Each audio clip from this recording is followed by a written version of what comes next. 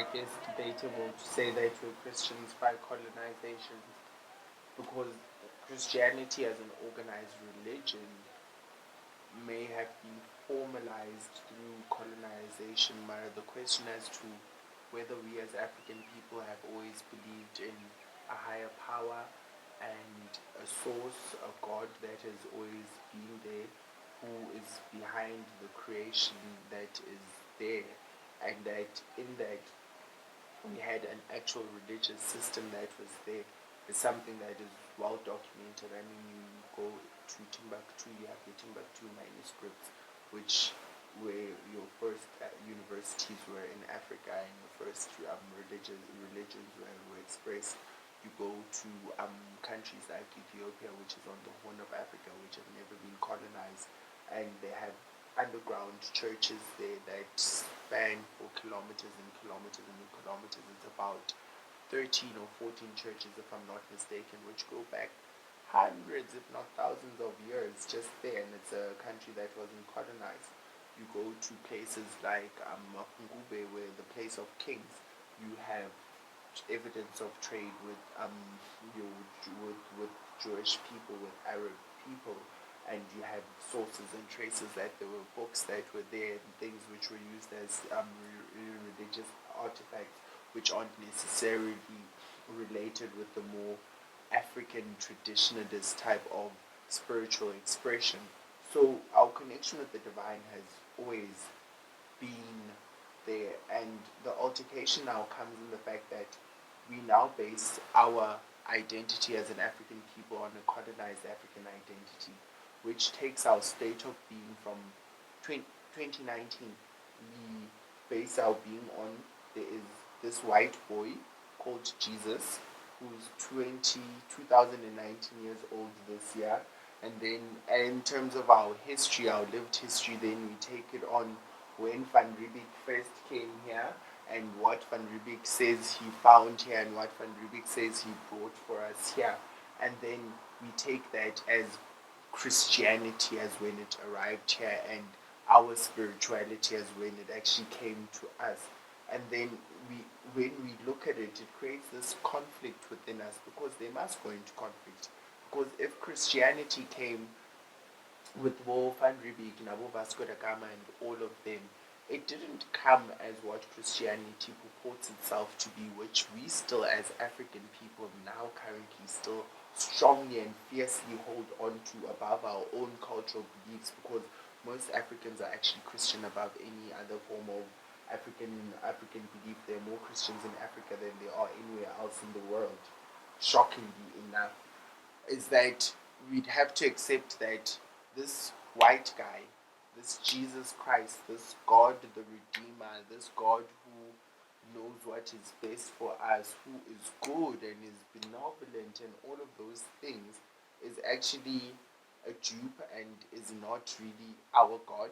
And then, but because we are inherently spiritual people as African people and we have no other spiritual home to go to, and what the beauty about Christianity is that if you have encountered how well it narrates its spirituality, because Christianity is Iapan and Imadut, they have all of those ancestors that they speak about that you can call upon for different kinds of energies. You can call upon Moses for the power of overcoming.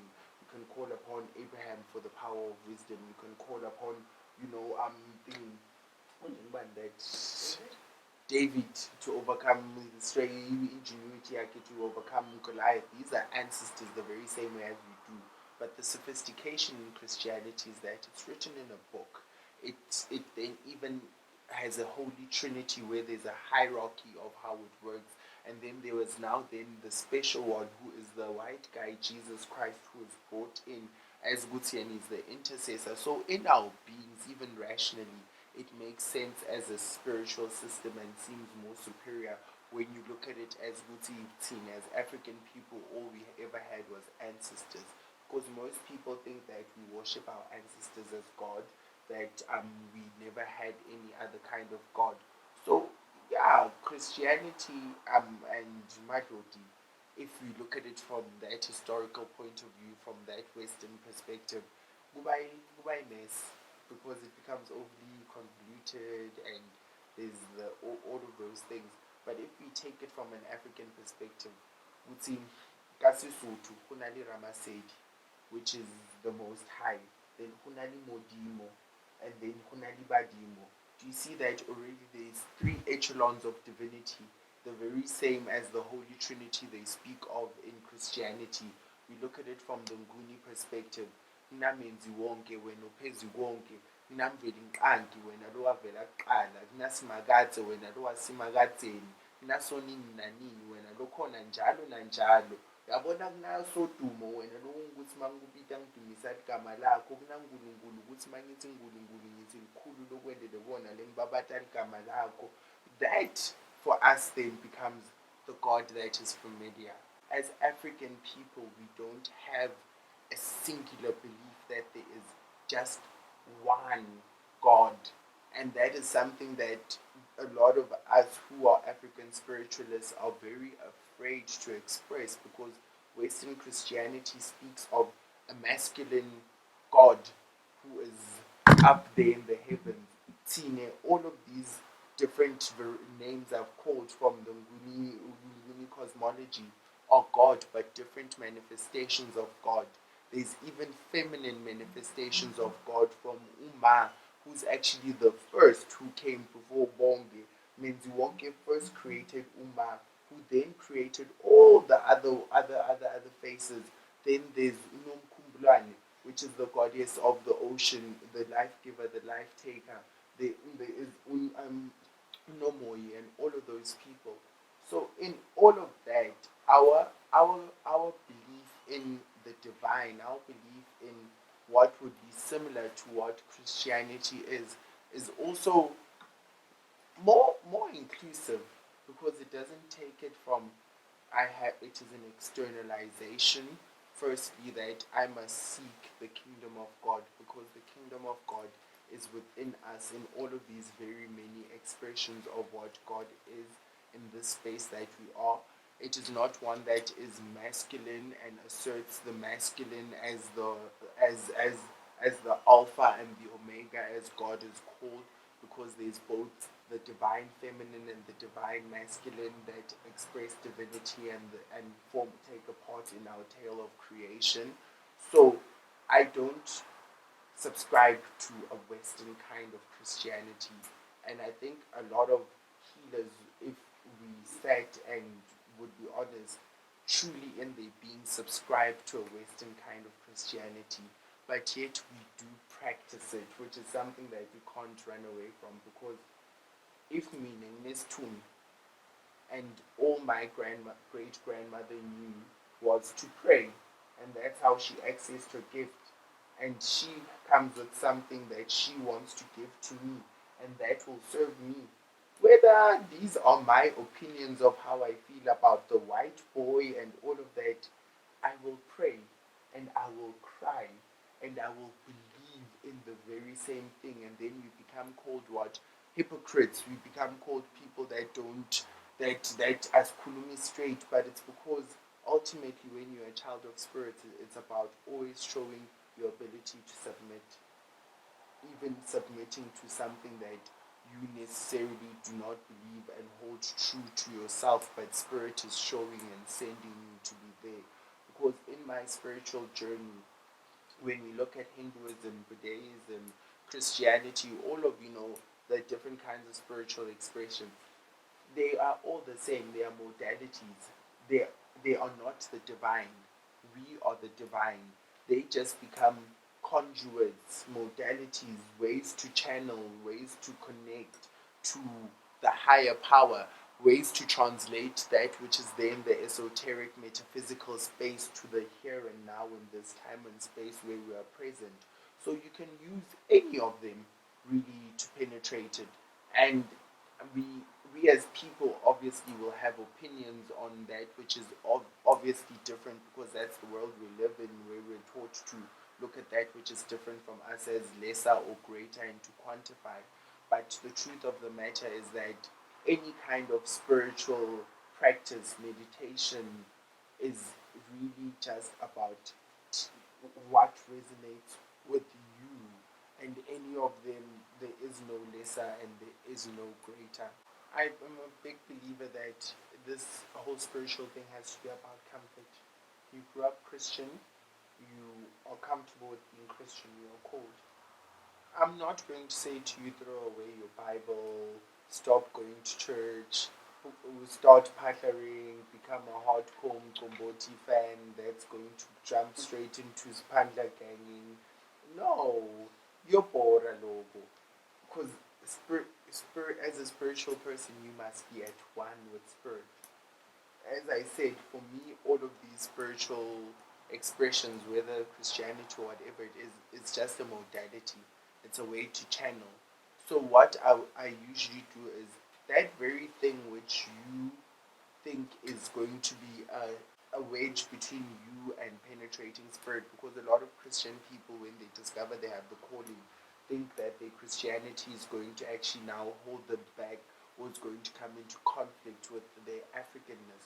So often what I do is I I try and guide you using that very same Christian lens to help you even better penetrate your African space, because everything has a role. It is not about either or, it's about actual inclusivity. Because if your ancestors have chosen you and you're a Christian, bakufuna unjalo, bakufuna unjalo.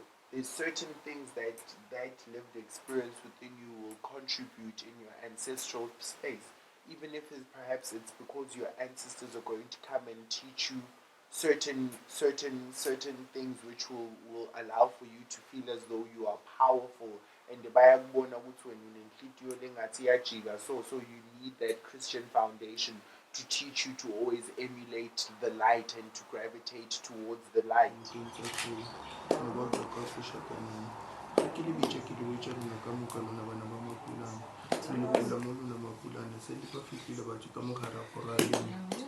kopa gore lona le besela bula dikgoro tsa lena gore le kgona gore rona re besela šomo o ke šomo wa gore bona bo kumpung le bo kukutlo tliša thuto ka mmereko wa lena ka ditsela tsa lena la tseba gore lona le kgethilela re bitša gore lona re tlo kgona gore re šute batho ga ke bitša wena papaka mtšwane semsigning Makhubedi. Also, Western medicine is allopathic and it's pathogenic. So basically, they always look at the manifestation as to what is going on, and then the first step is to, if you have a headache, how do we stop the headache from from actually frustrating you and being there, take the pain away. So there's a huge drive on palliating. After they've palliated, where you now feel as though the headache is no longer there, they will then look into a deeper cause and say that, okay, maybe the headache is caused by stress or something in your diet. Change something in your diet, and that's how they look at things. They look at the human person as mind and body. So they'll look at stress components, and on a physicality level, they'll look in terms of your diet as to it being a contributor to your headache. Whereas a holistic approach takes it from a mind, body, spirit level, where you could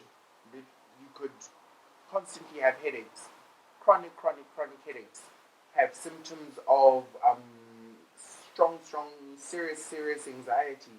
At the same time, be suffering from what seems like arthritis, even when they do tests, but has nothing to do with physical conditions. You are being possessed by an ancestor 1A who was arthritic. Secondly, there's certain things that they've been trying to communicate to you in your head space, because in our head space, our ancestors speak to us through those many voices, which in Western school of thought is called being like crazy, where you have a lot of voices speaking in your head. But in the African Madhudi, Ashalala and Shogo, and they have meetings with you, and because we are taught in the Western to shut those voices out, that there must always be a solitary voice, the rational voice, that's the one you listen to, then you then get headaches because your ancestors are frustrated with you. Yeah, you are born, but on a physiological level, it expresses itself as illness, but it is not. It's just strictly about paying attention to something that has to do with the spiritual being of who you are, the spiritual truth. when the ancestors are in trance, they swat, swat, swat, sniff, swat, swat, swat, sniff, and they're able to then from that be able to locate the objects which are hidden from them, because in Fitlo having certain objects hidden from you is part of how they test the veracity of your gift. Now these shobas that are used, it's wildebeest. Now if you go back to how wildebeest actually naturally are, whenever there's an first sign of danger amongst the wildebeest, they come together all and triangulate a certain point, and even in the way they run, they use their tails as what they communicate with, because it secretes a certain kind of sense which communicates the danger where it's coming from.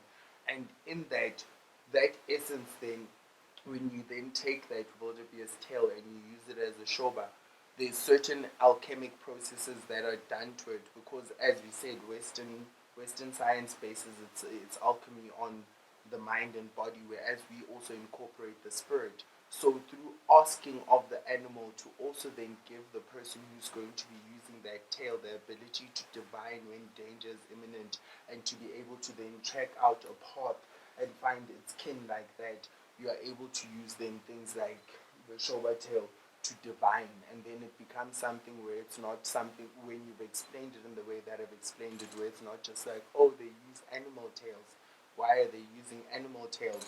Or with the Ndumba thing, where I was saying it facing east being the way in which we teach ourselves to know in which where the sun rises from, and then as a basic tenant into knowledge of how the cosmos is set up, and how to understand the cosmos, and all of that becomes then something that endears people who are around our age group to pull closer towards our African knowledge system, because I'm very passionate about teaching African knowledge, but not based on it being very esoteric and it being very metaphysical, but it being based on rational, rational scientific things that at a certain point there'll be those that will come and will have that knowledge as a basis to then go, if they're scientists, to then start doing tests and getting it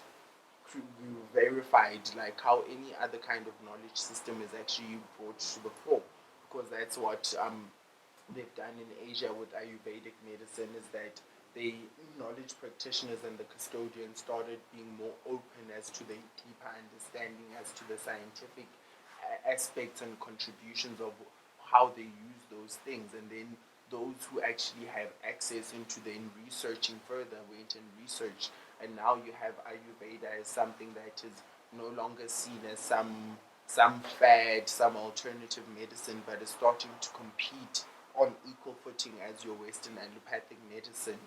So basically, if you have bad luck seemingly, or you never attract people, it means that when you come to a healer like me, I may not say to you, Wuti, it's a hormonal issue that you have, and somewhere probably the pheromones you're secreting are not the kind that attract those people who would naturally be attracted to your hormone type. So therefore, I'm going to cleanse you with certain plants which have certain kind of neutralizing elements within them, which will neutralize your pheromone pH rate to one that is normal, because maybe yours is a bit there's an imbalance in your hormonal structure, and then I'll also give you something that will cleanse you physiologically, so that if within your blood there's certain toxins and stuff that cause hormonal imbalances, that will reset, so that even when you vibrate, you'll vibrate hormones that are attractive to someone. That's the purpose. We'll just say it is a cleansing. So that doesn't also really endear people to have a respectability around that, because your expensive perfumes and colognes like your Tom Fords, they have pheromones within them which help people to attract. That's why when people invest in expensive colognes and perfumes, because they can actually see the impact thereof. The very same thing with the herbs and the muti that you give someone to say, okay, this one take and palaza with it, because you're then cleaning up the respiratory thing, because even when they speak, because there's a certain scent that comes out of the wuti inukele kamnanzi, you'll give them something to steam, because your smell comes out through your pores. So when you're steaming all of that out using certain neutralizing things, it neutralizes that thing that could be giving you the hormonal imbalance. And then when we say then bath with this thing, it cleanses your oral space, because we are all very susceptible to energy. It's the thing that makes us, when you meet someone, you either get irritated by them, however it is that you feel about them. And if your oral space is carrying a lot of static negative energy, people will naturally not take to you. And so that bath will be resetting all of that. And in that, we have cleansed you, and then you find that, oh, flowing. Date night on date night on date night on date night. 3 months later, you've gotten married.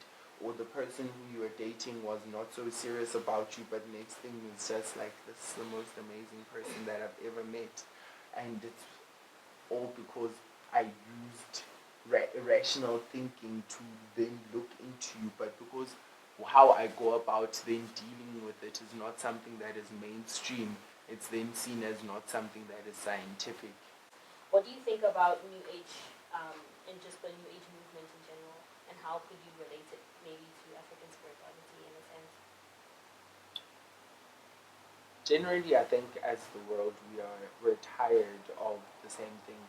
We're tired of being bound by a certain moral code that is set by either our our community, our religious leaders, and all of those strictures. We're trying to free ourselves from those systems that we've inherited from our forefathers, which, when we look at the impact they had in their times and even now, haven't been so positive. So we are in a very seeking time as humanity. We're very open to discovering new truths, but a lot of this new ageness is actually about a return to self. Because when you look at a lot of it, it's about returning to our connection we had with nature, how we would engage with nature, whether it's through how we eat, where we now want to be on trending and be vegans and be vegetarians because we want to eat food that is nourishing. We now care about the plants and everything. That's returning to a place where we are now in coexistence with nature, because the one thing nature knows inherently well is that it's interdependent on each other. And what we as people, through all the systems that we inherited from our forefathers, had inherited is that thing of not realizing how interdependent we are upon each other. So that new age openness of, I can be this, that, and I can borrow from this, that, and that, shows that we are moving back to a place where we believe each and every spiritual expression has something to contribute. So we are seeking then for those who know within and are custodians of whatever spiritual path it is that you walk, to then share that which is light and positive, so that we can start to create a global identity, because globalization and what we are going through as the world is also very important as we are forging a global identity, because we are no longer in an era where we can say we are Eurocentric or we are Asia-centric. We take bits and pieces from everything. It's almost like a pastiche of being is what is forming the global identity. And with capitalism pushing all of us and social media to start to have a hegemony in terms of how our being is, this thing of having an open sort of spiritual expression, this new age expression, really fits in with globalization, and especially if we can have as many of the different pockets of spiritual expression sharing of what benefits it has, then we can form a global identity where we can all just flow and be within one, with each having a contributing piece, because I think that is the positive aim of globalization. And how would you say that your relationship with your ancestors and your spirituality, how would you say it elevated or changed your life? When most people struggle to find their purpose in the world, they actually, lots of people die not knowing what it is that they've come here for. Ever since I have accepted my spiritual being, every day I wake up and I truly know what my purpose is here. I may not know what it is going to be defined or expressed as at that very moment or in that time and space, but I know that there is a purpose that I have to serve and that I have honored and accepted. And what that has done for me is that it's really taken off a lot of the societal anxieties that people have about I should be at this place by this time, I should be doing this, all of them everyday societal struggles and expectations that people go through. I'm generally a happy person and I don't question it based on the fact that, okay, because I am working um, corporate job that is giving me this much and I live in this area, I should be feeling in this and this type of way because that's how people who are in that space are. It's given me a freedom also to just be in integrity with how I I feel at that time and space because even though I can say I'm happy every day, I'm happy in the knowledge of self that whatever I am going through, I'm supposed to be going through and it has a teaching to me. I don't take experiences like let's say rejection of something that I'm seeking and I desire as an actual rejection. To me I always take that and I'm like, there's a purpose behind this rejection and I must now give myself time and give spirit time for it to actually make sense to me as to why I became rejected. So it means that the things which I don't have immediate control over, which is the bulk of our lives actually as people, I don't really take responsibility for. I take it as that is what is supposed to happen and I must now wait to see what it is teaching me. And in that, it has taught me to be humble, where I was starting to be too arrogant. It has taught me to be more giving, where I was starting to become more selfish. It always acts as a balancer for a certain part within myself, which is starting to be out of balance within itself. So embracing spirit has really been like finding a wholeness, finding this that I'm actually not a square being, I'm not a triangular being, I'm a circle, and there must always be a flow, and I must allow for that flow to constantly happen because I'm a circle, I'm a corner, there's no beginning, there is no end, there is no right, there is no, it is just whole. To be honest, a lot of what is celebrated in modern times as someone is gifted. It's something every single person can do. We all have the ability to be prescient, especially when it comes to self-serving things. As African people, I will keep reiterating that we are inherently spiritual and not to exclude anybody else who's not African, but I will speak with authority because I am an African person and that's what I identify with and most of my experiences are based on that. But generally as people, because we have our Aboriginal cultures which connected to the divine. Even white people who are always sold as so terrible, they have Wicca, which is very, very deeply spiritual and has a lot of to do with ancestral and connecting and prescience.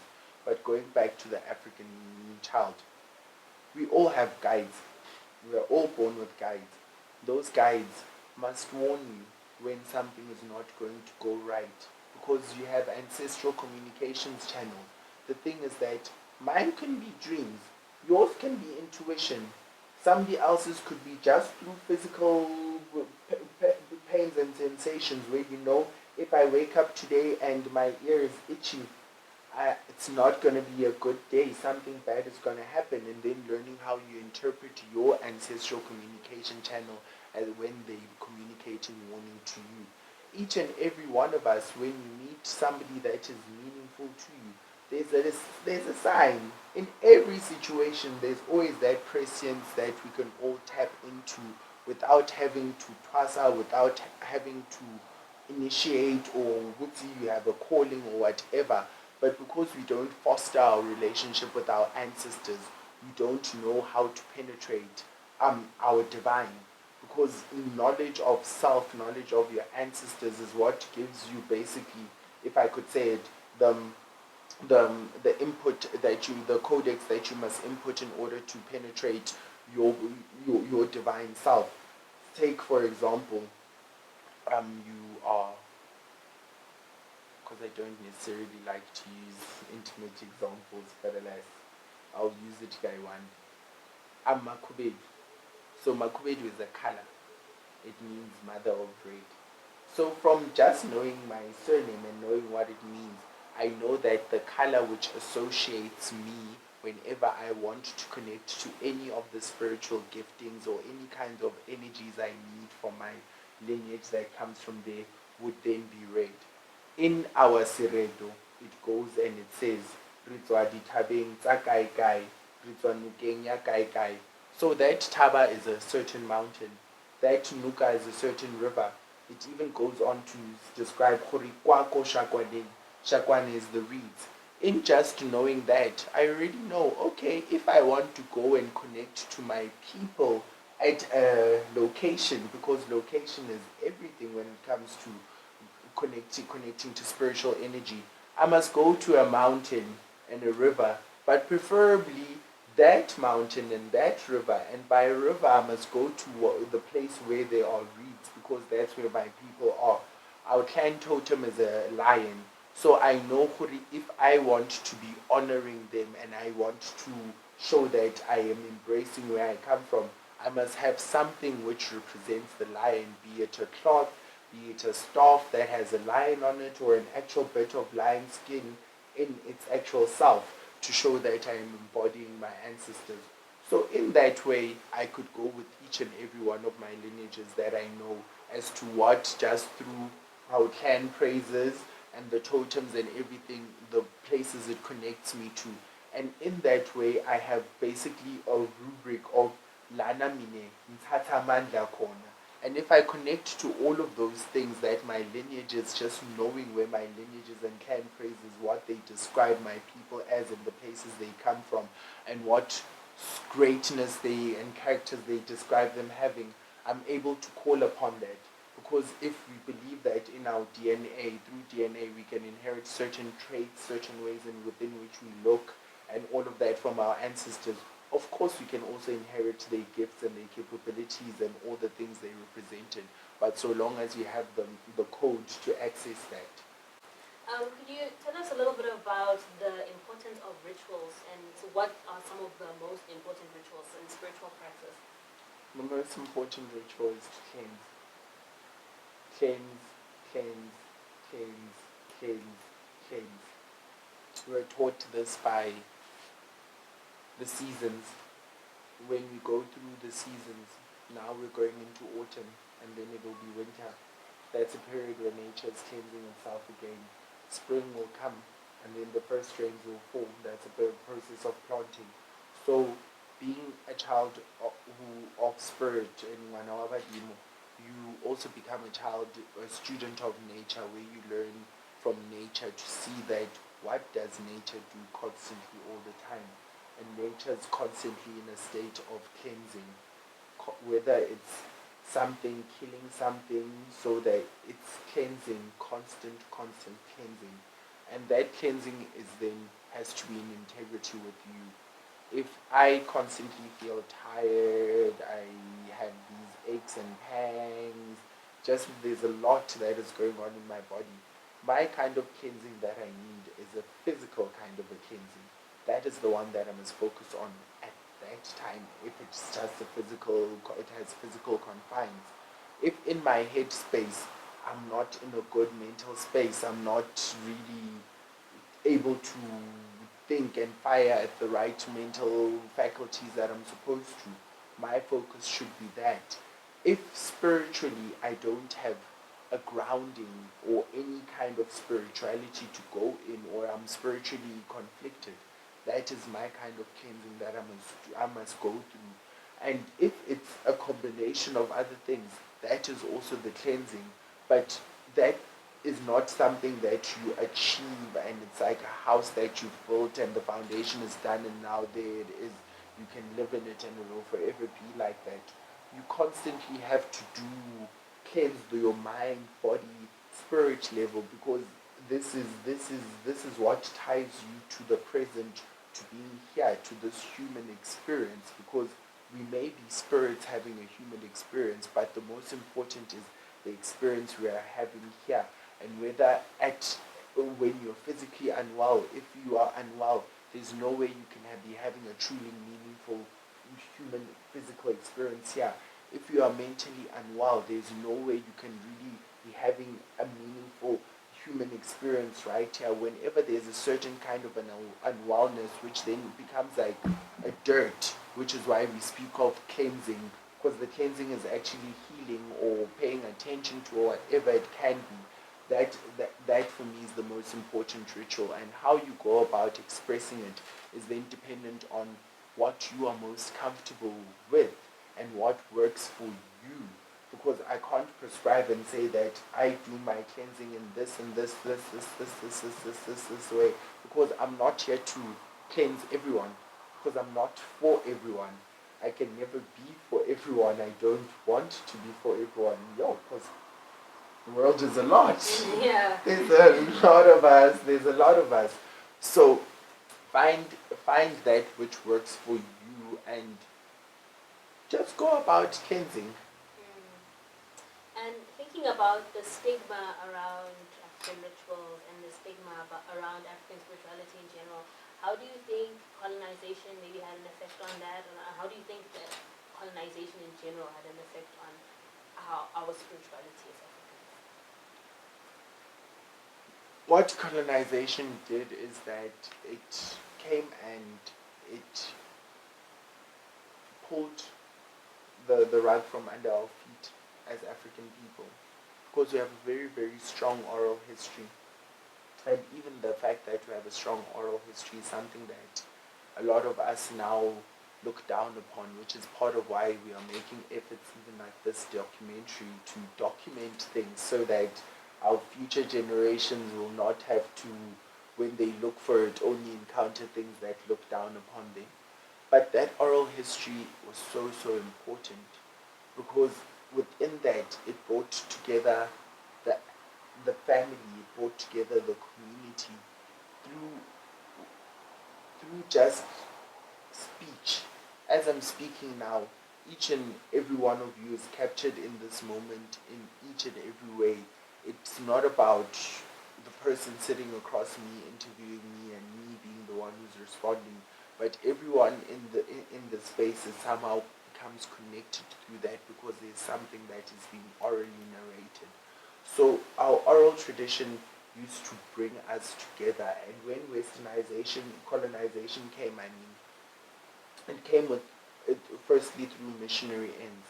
And what the missionaries first sought to teach all of us was reading and writing is the only way to recording anything that's there. So it means that it took away from a time where if you came from a big homestead where there would be a family, a burgeoning family of 40 people, where 20 of them were young children, where those 20 children would be surrounded around Gogo narrating their family history and all of that. You'd have 20 children that could be sitting in one place, but each and every one of them captured with their own bit of work that they have to do, their own little bit of dictation that they have to dictate. So the first desecration on the African being that colonization did was that it separated us from the power we inherently knew of speech. And that's why we can't really speak to each other now. You have families where people will tell you that I don't know how to go and ask my mother who her mother's mother was, because we don't believe in those things. And that is sacrilegious, the state of being, that just that first encounter of moving away from an oral way of doing things to moving towards written and writing in terms of where our knowledge came from. And once that seed was planted, it meant that the younger generation, as they then became more competent in reading and writing, anybody who could not possess that knowledge was no longer seen as having any knowledge, because knowledge was then believed to come in books. So then it created for the right conditions for all of our knowledge custodians to be actually outcasted and shunned away. So a lot of our knowledge went underground, knowledge around things that only now are being discovered. For example, in Pumalanga, they've discovered that there's ancient civilized civilization that was staying there. They found pyramids and ruins that are there. But if that would not have been a discovery that was discovered by some white man if we still had that oral culture, because that would have been something we always knew. So a lot of the things, even now, when we look at it on economic levels, because our African people inherently knew the land inside and out, and knew all of the places where you can find minerals and all of those things.